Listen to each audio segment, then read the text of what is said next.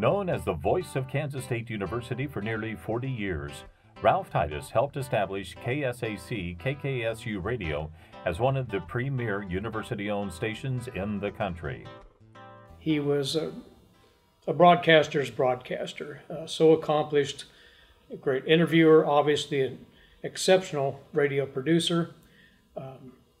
He had a grasp of so many things. I referred to him many times in the past. I continue to do so. He was a Renaissance man in so many ways because of his broad understanding of so many areas of interest, from music to obviously public affairs, news. He even had a pretty decent grasp on pop culture. A man who had so many interests, so many capabilities, and his kind is just really hard to find anymore in the field of broadcasting. Ralph was born and raised in Winfield, Kansas.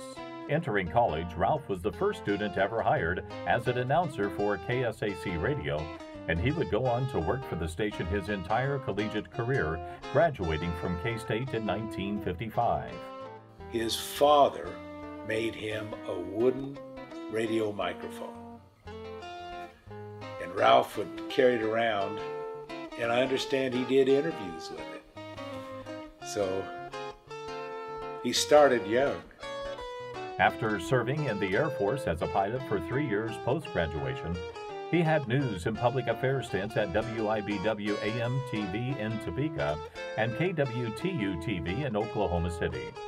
At KWTU, Ralph was a news reporter, which led him to flying into the eye of a hurricane and interviewing President Johnson.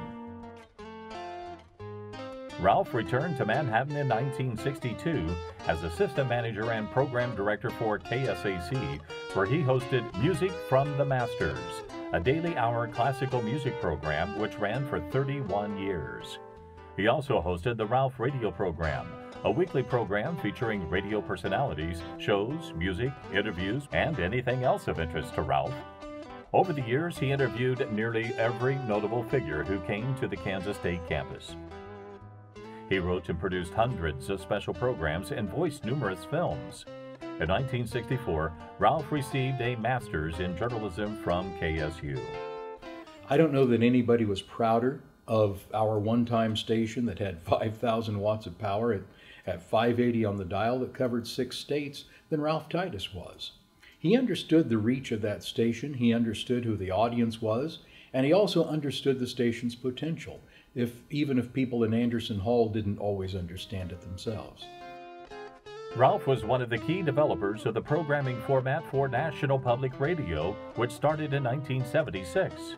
In fact, the first program grant from NPR was awarded to Ralph for a 13-week series on Dwight D. Eisenhower, which aired on NPR, BBC, and The Voice of America.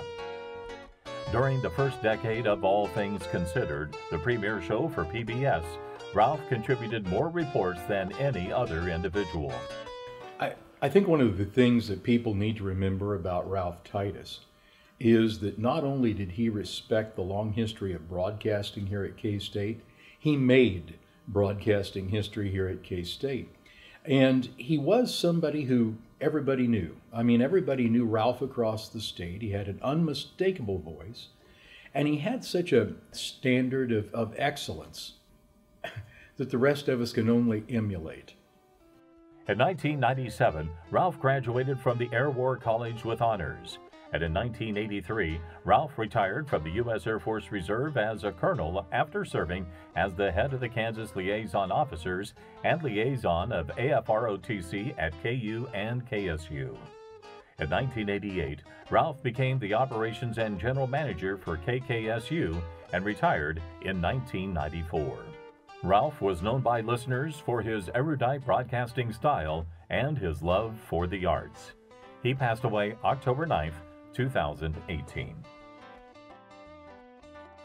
For all of his high accolades and for all that he'd done in his career for so many years at a high level, he was still extraordinarily down to earth. The best thing you could do is share a laugh with Ralph.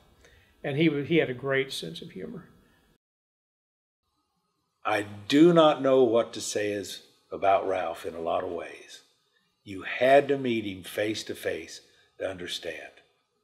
You know, you were immediately friends. You couldn't be anything else.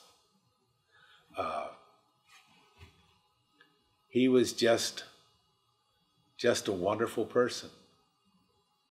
He had such a remarkable intellect and such a remarkable ability to be able to take information and make that information relevant to everybody who turned on a radio receiver in the state of Kansas.